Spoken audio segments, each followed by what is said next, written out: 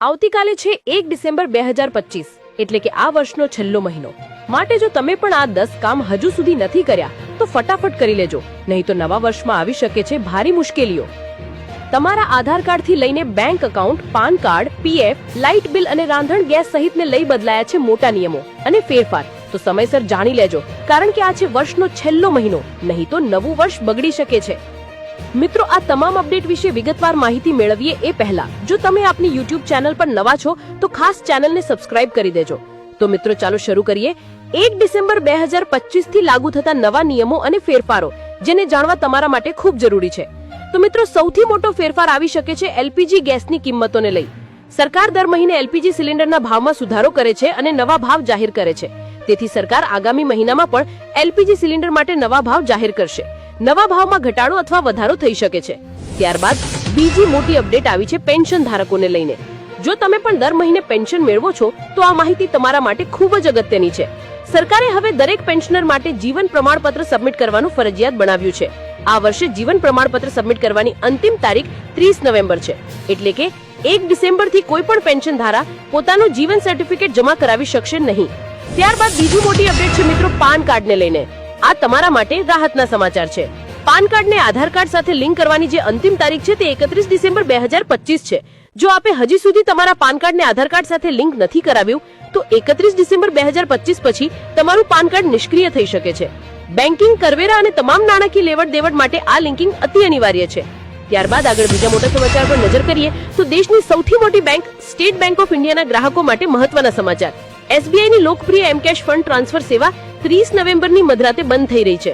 ગ્રાહકોને હવે fund transfer માટે એનઈએફટી, આરટીજીએસ કે યુપીઆઈ નો ઉપયોગ કરવો પડશે।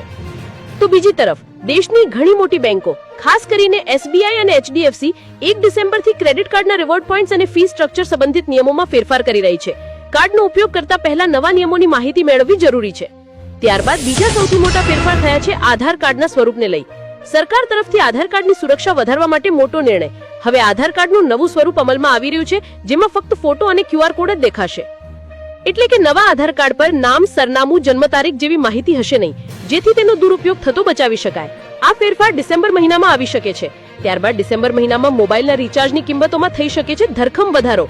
જીઓ, વોડાફોન અને એરટેલ તેની રિચાર્જ કિંમતોમાં 10 થી 15% સુધીનો વધારો કરી શકે છે। સૌથી વધુ અસર પ્રીપેડ અને ડેલી ડેટાવાળા પ્લાન પર પડશે, જેમ કે અત્યારે જે 299 નો પ્લાન છે તેની કિંમત વધીને 330 થી 345 સુધી પહોંચી શકે છે। ત્યારબાદ આગળ 1 ડિસેમ્બર થી એવિએશન ટર્બાઇન ફ્યુલ એપના ભાવમાં પણ ફેરફાર થશે। જો ભાવ વધે છે તો ડિસેમ્બરમાં વિમાનની ટિકિટના ભાવ વધવાની સંભાવના છે, એટલે કે હવાઈ મુસાફરી બનશે મોંઘી। તો બીજી તરફ નવા લેબર કોડ, પગાર અને ગ્રેચ્યુઇટીના નિયમો બદલાશે। કેન્દ્ર સરકાર દ્વારા તૈયાર કરવામાં આવેલા નવા શ્રમ સંહિતા ડિસેમ્બર મહિનાથી લાગુ થવાની પ્રબળ સંભાવનાઓ છે, જેમાં વેતન સંહિતા 2019, સામાજિક સુરક્ષા સંહિતા 2020 અને ઔદ્યોગિક સંબંધો સંહિતા 2020 નો સમાવેશ થાય છે। નવા નિયમો મુજબ કર્મચારીનો મૂળ પગાર એ કુલ પગારના ઓછામાં ઓછા 50% હોવો ફરજિયાત બની શકે છે। ત્યારબાદ આગળ ડિસેમ્બર મહિનામાં 18 દિવસ બેંકોમાં રહેશે રજા, તો ફટાફટ પતાવી દેજો તમામ કામ। જી હા મિત્રો, ડિસેમ્બર એ વર્ષ 2025 નો છેલ્લો મહિને છે। જો તમારે ડિસેમ્બર મહિનામાં બેંક સંબંધિત કામકાજ હોય તો તે ફટાફટ પતાવવા પડશે। ડિસેમ્બર 2025 માં બેંકો 18 દિવસ બંધ રહેવાની છે, જેમાં નાતાલ, ક્રિસમસ જેવા તહેવારો, મહિનાના બધા રવિવાર અને બીજો અને ચોથો શનિવાર સામેલ છે। તો મિત્રો, આ હતા 10 મોટા નિયમો અને ફેરફારો જે 1 ડિસેમ્બર 2025 થી લાગુ થશે। જો તમારે પણ આધાર કાર્ડ, પાન કાર્ડ કે પછી બેંકને લઈ કોઈ કામ બાકી હોય, જરૂરથી આ મહિનામાં પતાવી દેજો। અને આવી છે તાજા અપડેટ રોજ મેળવવા વિડીયોને લાઈક અને આપણી ચેનલને સબસ્ક્રાઇબ પણ કરી દેજો। ધન્યવાદ।